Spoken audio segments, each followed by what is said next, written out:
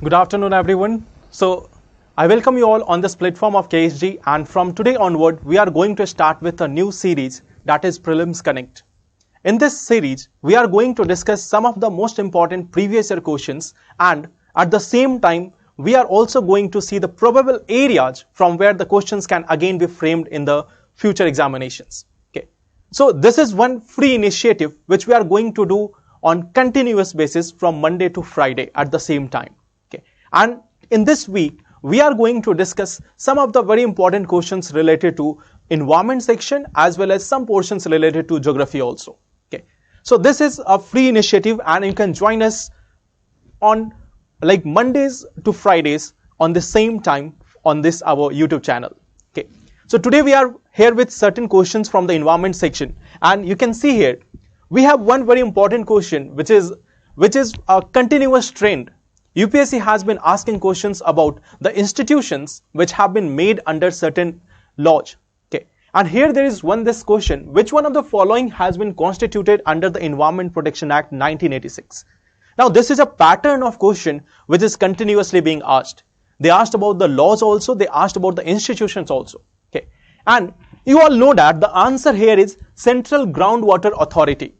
That is the answer of this question, that yes, this Central Groundwater Authority has been established under the provisions of this Environment Protection Act 1986. Okay.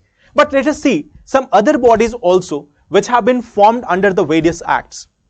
When we are talking about this Environment Protection Act, you can see here we have got Genetic Engineer Appraisal Committee, then National Ganga Council and Central Groundwater Authorities.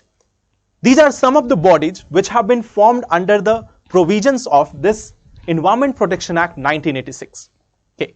Now on the other side, you can see we have again this Wildlife Protection Act, and this is very much in news. This Wildlife Protection Act is going to be amended somewhat, and so this was one such law which is there in the news right now. Okay. And here we are again having certain bodies: Wildlife Crime Control Bureau, then we have National Tiger Conservation Authority, then we have Central Zoo Authority, and also we are having National Board for Wildlife. These are some of the important bodies which have been formed under the provisions of Wildlife Protection Act 1986. Okay. And on this side, again this body, Biodiversity Act 2002. This is also in the process of amendment. And here also we are having certain bodies like National Biodiversity Authority, State Biodiversity Boards, and Biodiversity Management Committees at the district level. Okay. So this is one pattern on which UPSC is asking question. Okay. Now, see, there is another question. Now, this is a question for you. Can you tell me which of the following have coral reefs? We have the areas of Andaman and Nicobar Islands. We have the Gulf of Kutch. We have Gulf of Mannar and Sundarbans. Can you tell me, like here we are having four options: A, 1, 2 and 3 only, B, 2 and 4 only, C, 1 and 3 only, and D, 1, 2, 3 and 4. Can you tell me in which of the following areas we can expect coral reefs around the country? Okay. Coral reef and mangroves are two very important ecosystems which are found in the coastal ecosystem of the country. And you will find some relations between them, that in which area they are found. So can you tell me the answer of this question? In which area we can expect the coral reefs to be found in India? We are having Andaman and Nicobar Islands. Then we are having Gulf of Kutch, we are having Gulf of Mannar, then we are having Sundarbans. Anyone? What would be the answer? See, this is a very easy thing. Like UPSC has been asking question in this manner. They ask about the location of different things. Like even they can ask you about the location of the different type of vegetation which is found in India. So this is one again area where you have to find out where it is found. When we talk about coral reefs are generally surviving in warm water, shallow water, which is free from sediments. Okay. So clear and clean water is necessary. Okay. Saline water is necessary for them. Warm water is necessary for them. In India, they are found in Andaman and Nicobar Islands. They are also found in Gulf of Kutch region in some amount, and even in Gulf of Mannar you can witness this. But when we talk about the Sundarban area, this is the area where a lot of sediments are being deposited by the Ganga and Brahmaputra river. Okay. and other smaller tributaries of them. Okay, so this is one such area which is filled with sediments and all. And here we are not having the presence of coral reef. So the answer here would be A, 1, 2 and 3 only. Okay, you can see here, you can see in this portion that we are having certain areas. You can see in this portion, we are having the area of India. This is the map of coral reef in India. In this Gulf of Kutch region, we can see certain coral reefs. In the Malwa region, again, you can expect certain coral reef here. Lakshadweep, it is a coral island itself. So here is again some area where you can see this. Then Gulf of Mannar, again an area where you can witness the coral reef.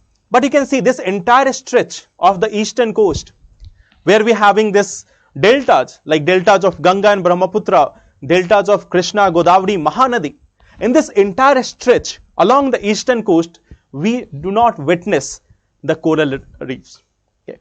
So these are found on mainly on the western coast, and then again Gulf of Mannar and here in the Andaman and Nicobar. This is the area where we expect the coral reefs in India. On the other hand, we are again having the mangroves in India. Okay. You can see along the eastern stretch, along the eastern coast, we are having prominence of the mangroves in India. You can see this area, Sundarban, Vitarkanika, Mahanadi mangroves. Then we have Godavari Krishna Delta mangroves. We are also having Pichavaram estuary mangroves, and either in the western side also, you can see certain area in Gulf of Kutch. Okay. Certain parts in Mumbai, certain part along the Goa, and then in the areas of Karnataka and Kerala also, you can witness some amount of mangroves. Okay. But the majority of mangroves and the major stretch is found along the eastern coast, where we have the formation of delta. Okay. And again here in the Andaman also, we can witness the extent of mangroves. Okay. So these are the areas. Yes, you are correct, that answer was C. So this is the area where we can expect the mangroves in India, and this is the map of corals in India. Okay. Now, let us move to another question. See, there is one more thing which you have to keep in mind right now. Okay, coral reefs have been there in the news, but a new thing has been there in the news in the last 1 year, and that is A-juice anthelid corals. Basically, what has happened? Various researchers have found A-juice anthelid corals in the Bay of Bengal region. Okay. Now, what are A-juice anthelid corals? Normally, when we are talking about the coral reef, they need juice anthellae also in order to get their food. But A-juice anthelid corals are not dependent on the sunlight or the juice anthellae for their food. Rather than that, they simply derive their nutrition or their energy from the planktons which are there. Okay. So they are different from the juice anthellae based coral reef. Okay. Here they do not require the sunlight or the juice anthellae for their food. Rather than that, they are dependent on other planktons. Okay. And so for that matter, they can even be found in the depth of the oceans. Even they can be found up to 1000-meter depth in the oceans. This is the area 200 meter to 1000 meter. This is the area where majority of A-juice anthelid corals are witnessed. Okay. Normally, you will find that the coral reefs are found in the shallow region of the oceans, but this can be found in deeper portions also. Okay. So that is a new species which was there in the news. You should know about it. Okay. Then we can see one more thing. This question was also there. In which of the following can be found as pollutants in the drinking water in some parts of India? Okay. So again, here we are having certain examples: arsenic, sorbitol, fluoride, formaldehyde, uranium. Okay. So can you again answer this question? Which of them can be witnessed as pollutants in the drinking water in parts of India? On one hand, we are having arsenic, sorbitol, fluoride, formaldehyde and uranium. And we have the options 1 and 3 only, 2, 4 and 5 only, then 1, 3 and 5 only, and D 1, 2, 3, 4 and 5. Okay. So now see, when we talk about pollutants in India, let me show you this table. Okay. You can see here, we are having nitrate as a pollutant. Okay. Then we are having this fluoride also, iron is also there, somewhere salinity is also very high, arsenic can be also witnessed there, lead can be also there, chromium can be there, cadmium can be there. Okay. So these are certain things which can again be witnessed in India. But now it has also been very much clear that there is also the presence of uranium in India in the groundwaters, and this has also been come up in the news right now. Okay, so now when we look at the answer of this question,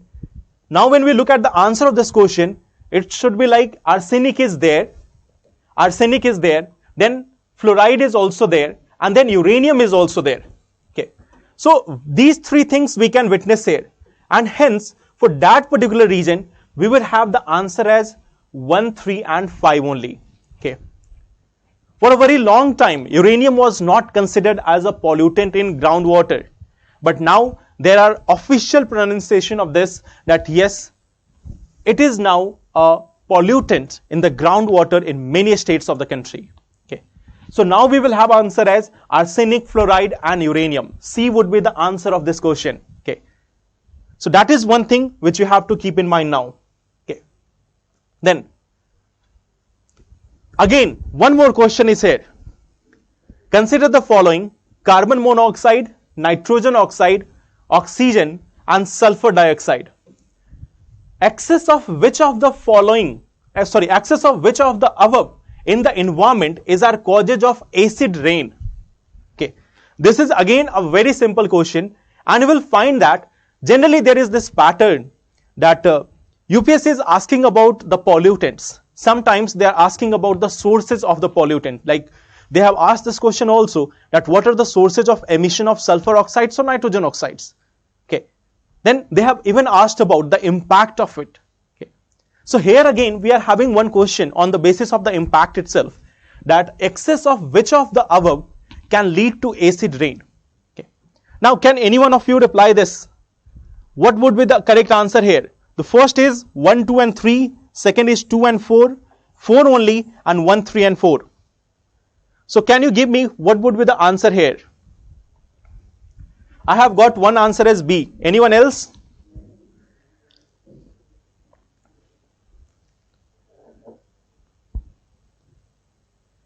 Okay, I have got two answers as B. Okay, see, yes, it is correct that nitrogen oxides and sulfur oxides are the, if there is excess of these two gases, then there can be acid rain. Okay, now understand here one very important thing. Normally also the rainfall which is there, it is also slightly acidic in nature.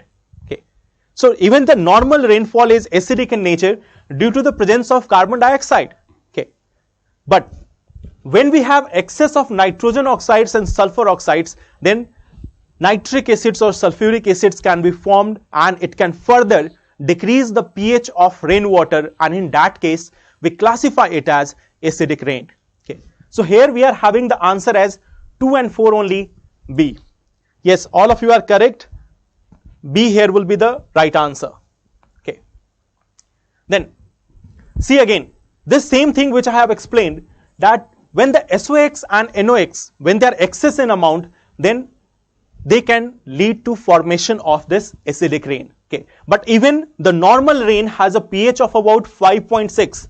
This is something which you should keep in mind. Even the normal rainfall which is there, it is also slightly acidic. But when the pH of rainfall is again below this 5.6, then we classify it as acid rain. Okay, so when SOx and NOx are there in excess amount, then we can have pH as 4.2 or 4.4. Okay, and that is what we call as acid rain. Okay, now let's see another question.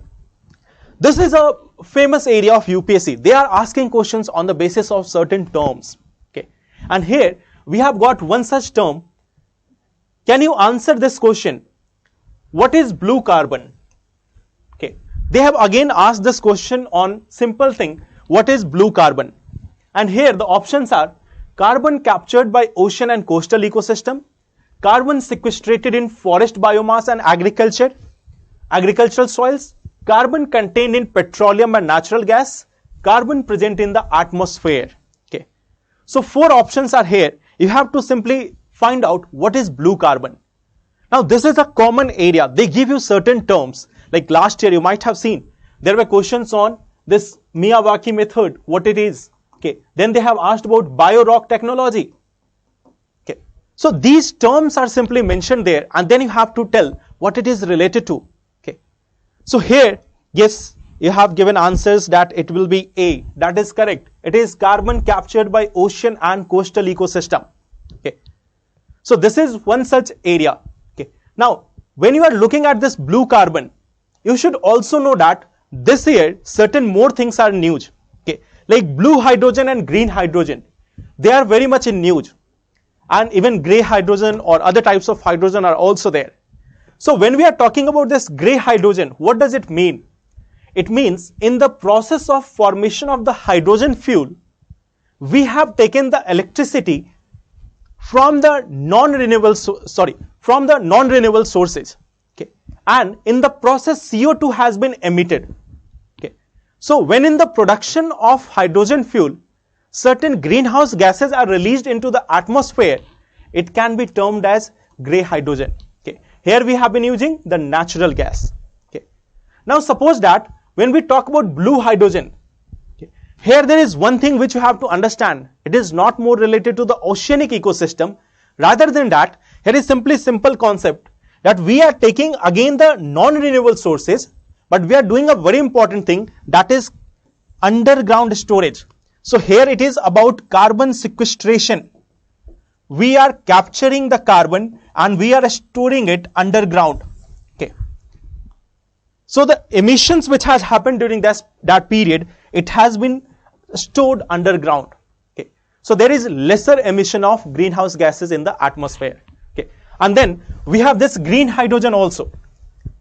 When we talk about this green hydrogen, here it means we have taken this electricity from the renewable sources. So it is green electricity. Here the emission is not there. Okay. Here the emission would be at very little or almost negligible level in the entire process.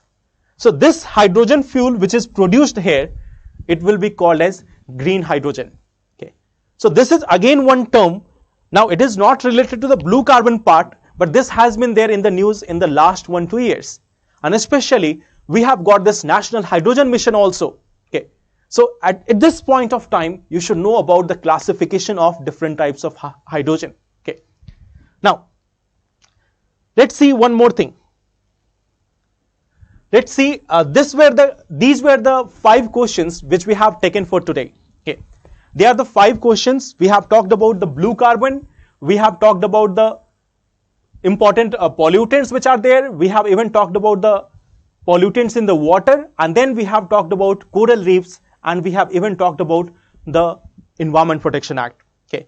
So on daily basis, now we are going to take certain questions from here. From Monday to Friday, we will meet at the same time and we will discuss certain previous year questions and the related topics with them. Even we will try to tell you about the most probable topics for this year. Okay. So meet you tomorrow. Thank you very much. All the best.